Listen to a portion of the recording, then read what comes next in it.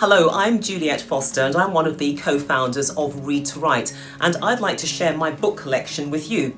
My book collection is scattered, it's all over the house, and in all honesty I have no idea how many books I have, but there are all sorts of titles covering a range of subjects, but I do have one or two favourites. Now, one of my favourites is this book.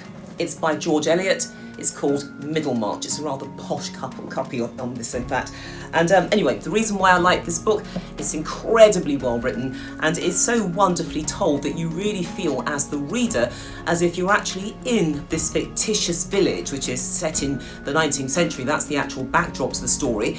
And you feel as if you're really watching these characters making their decisions, going about their day-to-day actions, and I think that it's an incredibly wonderful achievement on the part of this writer that she could involve a reader so intimately. So Middlemarch, one of my favourites.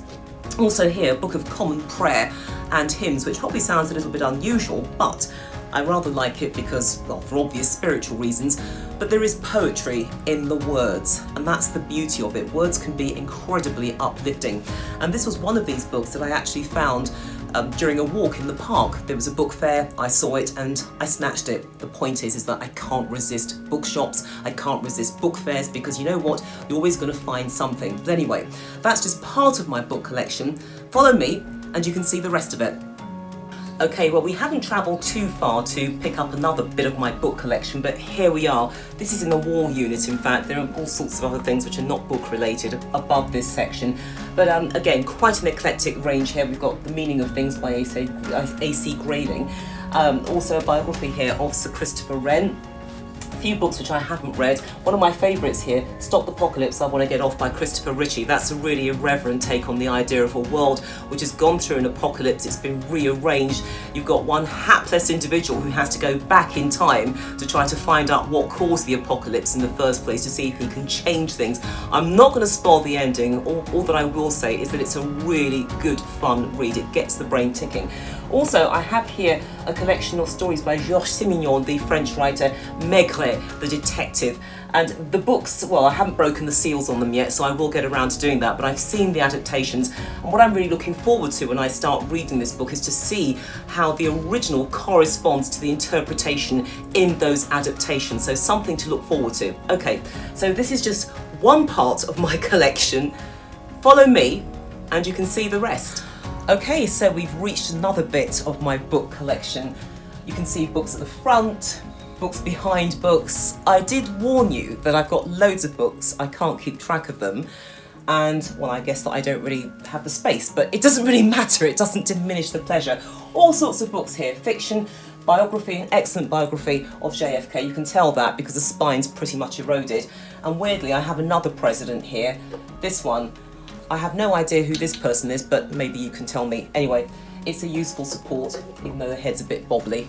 Okay, so this is another bit of my book collection. It's a rather complicated trail, isn't it? It's not that complicated really, but look, loads and loads of books.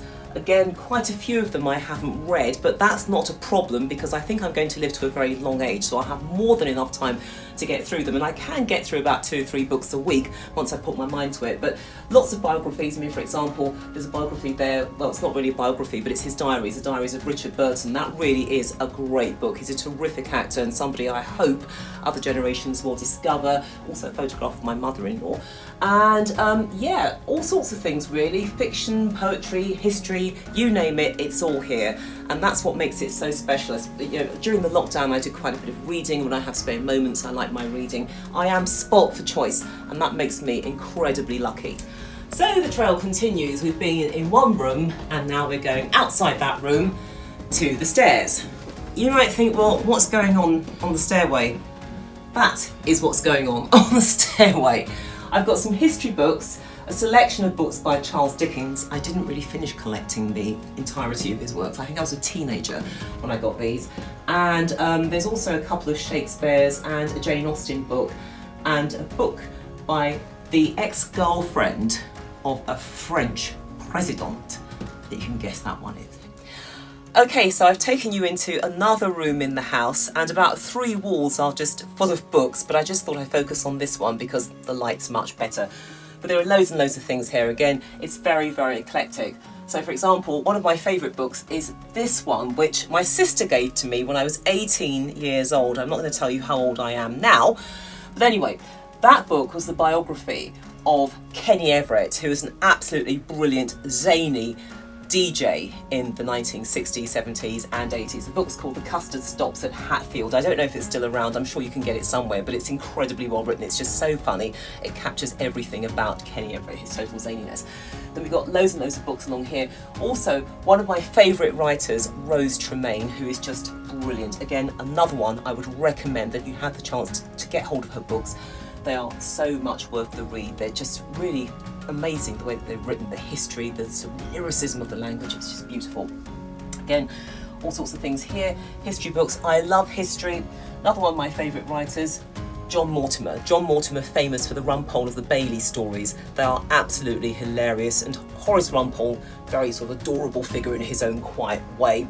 And one of the books I want to get hold of that John Mortimer wrote is called The Penge Bungalow Murders, because this was Rumpole's seminal case that he drops into conversations whenever, and I believe that John Mortimer actually wrote about the Penge Bungalow case and how it was the making of Horace Rumpole. But even fairy stories here, because I guess that, like most people, I'm a child at heart. Again, my love of history, and there are books behind books, because I have so many books. I think what I'm trying to tell everybody here is that I need a castle, a ginormous castle, to take in all my books. Can't help it. But anyway, welcome to my book collection, and I really hope that you stay with us for Read to Write, because we're showcasing new writers, and it'll be great just to give them that stage where they can introduce themselves to you, and hopefully you can get to read their books and build up collections which are probably bigger than mine. In fact, here's a challenge. Show me your book collection. Why don't you send us some film of your book collection? Tell us about your books, why you like reading, and yeah, we'll take it from there.